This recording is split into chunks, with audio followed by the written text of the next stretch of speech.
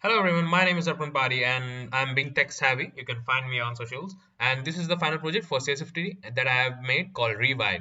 So Revive is basically a productivity tool. It has many features like a Pomodoro timer, a short break, a long break, and it also provides you the feature for motivational quotes, which will help you to regain your strength for academic studies.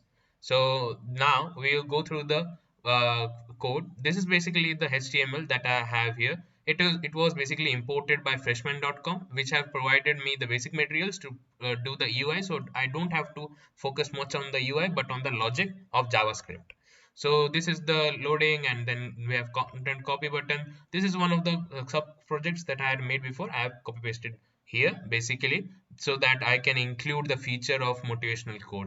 So taking a quick look at the functions that I have wrote for the backend. This one is the switch mode, which will switch between the different modes. This one is the get remaining time. It will pass through the timing. This one is a start timer. This is a stop timer, and this is the update clock. It will update the countings. And then we have this one is the codes API, which is using the motivational codes feature.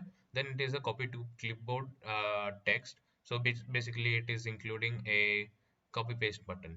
And now we will be launching. It is starting. Wait for a while. And yes, now we have it. Hello everyone, this is Being Tech Savvy here, and today we have a project called Revive with us, in which we are going to do some awesome stuff. So this at first is the Pomodoro timer, and we have the short break and we have the long break with us, which is working absolutely fine. And if you want some motivation, you also get motivation button, which displays some quotes which are really amazing, and the quotes that are displayed here are fetched by an API too. I'm a beginner in web development, so I decided to create this project to increase efficiency and maintain simplicity.